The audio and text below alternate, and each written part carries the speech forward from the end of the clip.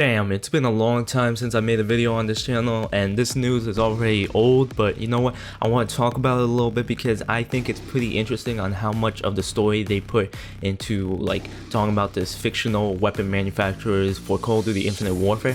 So let's get it started. So what is going on, you guys? This is X4 Gaming coming at you with a brand new info about Infinite Warfare. Not really brand new, but you get the point. But basically, Game Informer has posted new details about the weapons in Call of Duty Infinite Warfare. This site say that Infinite Warfare has the most weapons ever seen in a Call of Duty title, which is pretty interesting, and weapons range from ballistic weapons all the way to energy-based weapons. Infinity Ward has worked hard to make many weapons feel modern and plausible design for weapons. So this is pretty crazy how they went from ballistic weapons to energy-based weapons. So it's already confirmed, plus the gameplay that we saw earlier, like almost a month ago pretty much, and it was basically you saw a lot of the energy-based weapons, and it wasn't really that overpowered. It was basically as balanced as like a regular weapon, so it's pretty interesting.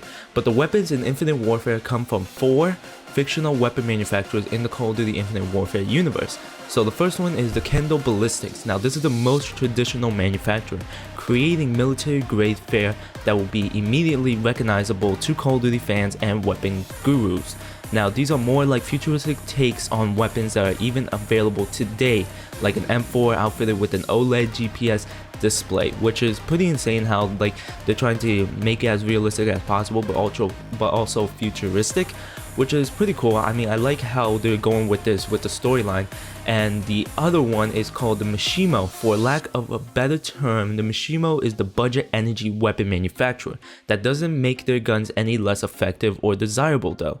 These are high energy, fast firing weapons that can support multiple functionalities, like a submachine gun that you can tilt to the side to loose a shotgun blast. Because you're using energy, you can unleash a stream of gunfire and then just unload the rest of your pack for some close range punch.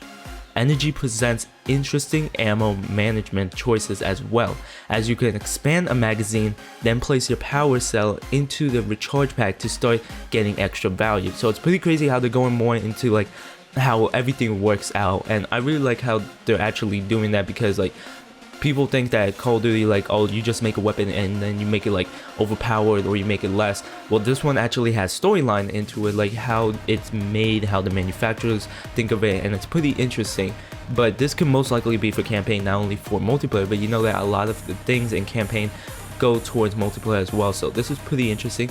And the third one is called Fuji Fujiwara. And if Mishima is the budget car, Fujiwara is the Ferrari. These are high-class energy weapons with extravagant designs and elaborate options.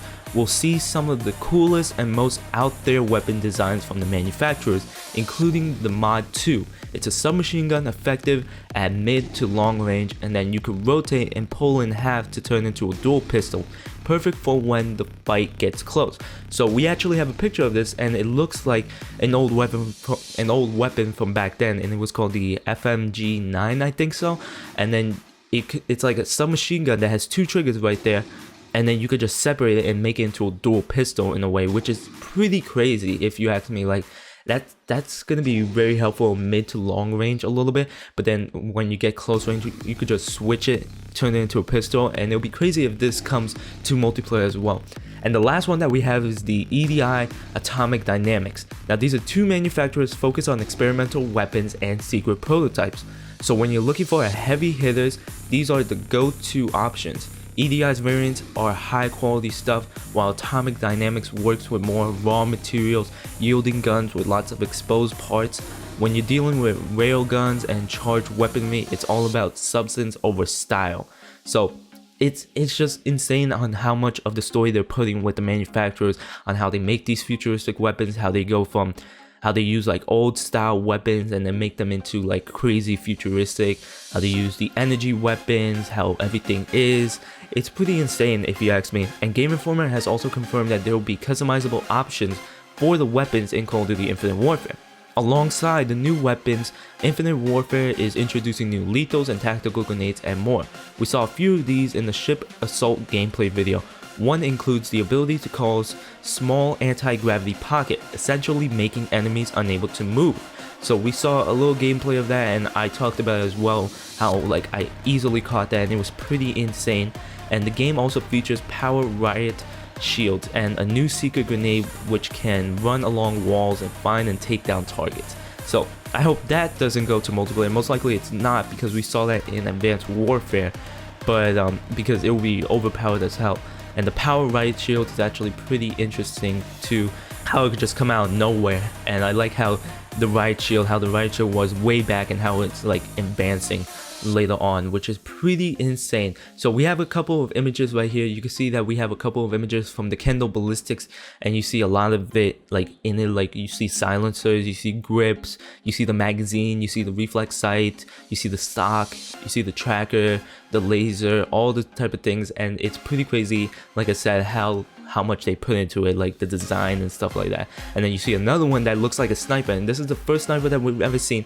But not only that, but it looks like that the sniper could be like twisted and changed into a marksman rifle. I believe it most likely will be a marksman rifle, if not an assault rifle. And then we have the other picture of the FMG9 into pistols, stuff like that, and it's pretty insane. So let me know down in the comments below on what you guys think about this. I like how, I don't know about Call of Duty Infinite Warfare, like I don't like where Call of Duty Infinite Warfare is going to, but I like how they're like equaling it out with the storyline. I like how they're bringing story into making how to make all these futuristic weapons and stuff like that. So let me know down in the comments below on what you guys think about this. Hope you guys enjoyed this video. Please like, comment, subscribe. Follow me on Facebook, Twitter, YouTube, Instagram, and Twitch. As always, this is X. I'll catch you guys in the next video. Peace!